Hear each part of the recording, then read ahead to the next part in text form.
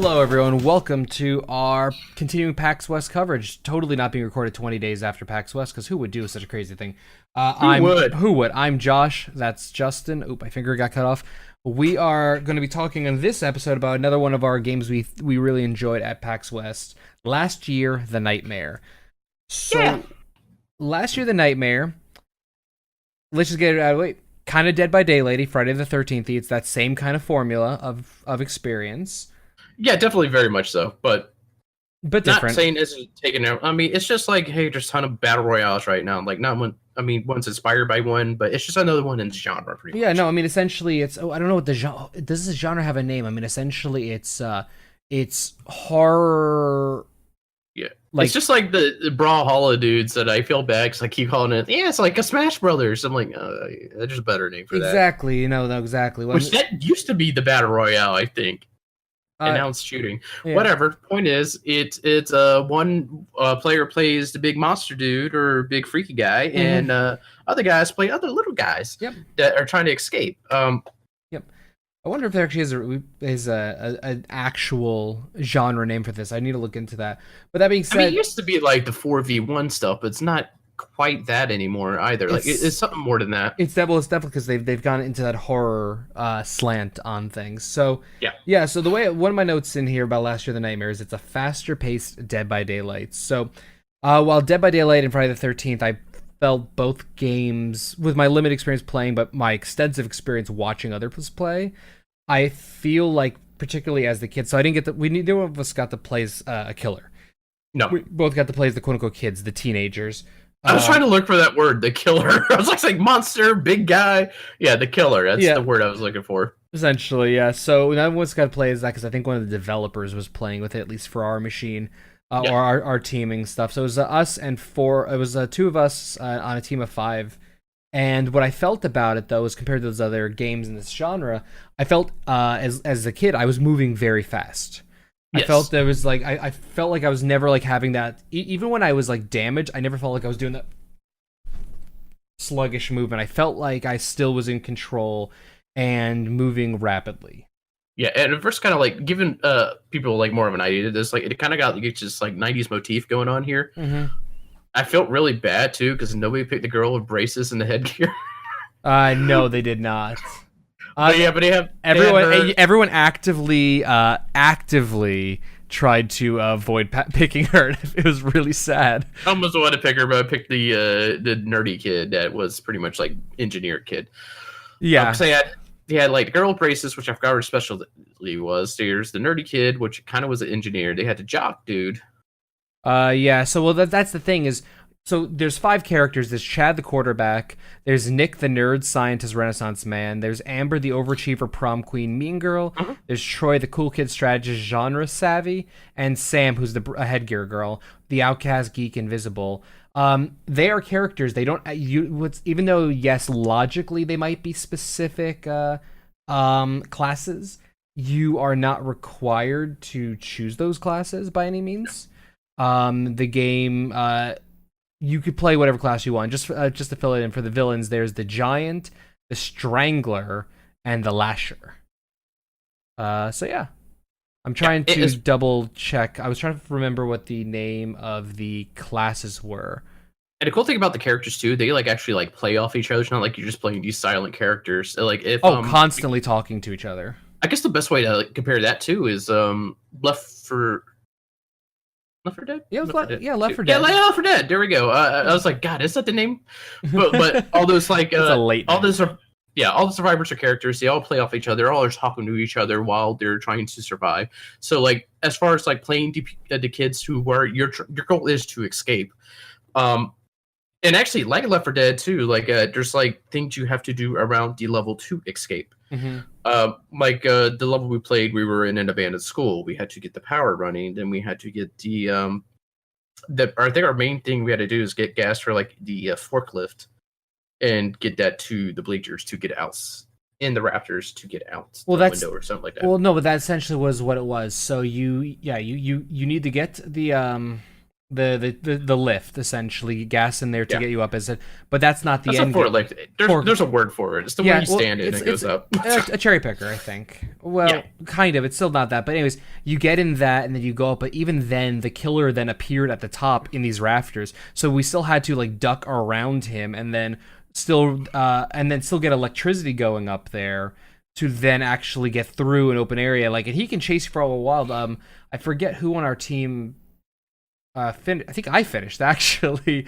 There's only one survivor on our team. Like at the top there in the Raptors, like it was intense because the killer was like actually just taking us one after the other, trying to get to all of us, like racing through. Yeah, and then I remember whoever it was. I don't remember. I don't legitimately cannot remember who it was on the team, but getting out there, like it felt like the killer's hand was on the person's back, like grabbing to pull them back as they pull them. So it felt like watching a horror movie, and that's one of the things they were going for. We talked to them at the event. They're going for a 90s horror feel to it, and that's what it feels like to me. I felt like with the dialogue of the characters and the even the visual aspect and the sound of it, and just like the feel of the quote-unquote combat and the escape mechanics of it, I felt like I was in Scream to an extent, a little more magical Scream, mind you, but maybe I know you did last summer is more accurate. But and to be about that too, like you can defend yourself against the killer. I was setting up turrets. I think it was mostly melee. Well, like wasn't paying attention to what everybody else was doing because I was so concerned about getting my turrets down. Yeah, because the classes, and again, I was just looking them up, but I wasn't finding a list anywhere. I think it was essentially scout, something engineering, maybe it was engineer, an assault person, and then a healer. And I was playing the healer for the most part. So those are so your scout, as I said, your assault person who's going in and beating the shit out of the monster, your engineering building kind of person who's putting down turrets and things like that, and then the healer who, healing people. And everything was on limited action points essentially system, and then that regenerated as time went on and stuff. So and you got points for what you were doing. And I felt like, again, I could fight against the killer. Because we took him down like 10 times during the thing. He just kept coming back. If you play as a team, you can fight the killer. And that's if you play as a team. Anybody that branches off, they're fucked. Yes. As our group did at the end. Yeah. Well, it just became so frantic at the end, just trying to get things done. But yeah, so the killer's goal is to kill everyone on your team, and the kid's goal is to escape the level and do all their objectives and escape the level. If someone dies, though, they're not out permanently. They're out for X number of minutes before they regen, essentially Left 4 Dead style, but inside like a random classroom, at least in this level, in a random classroom where people then have to go find the kid and get them out of the room. So if you die, you're not out for good, but if everyone gets to that point at the same time, then they lose. Yes. So it's very much like you gotta work together as a cohesive unit. There are no lone wolf type things. Lone wolf does get you killed, and it's strength in numbers.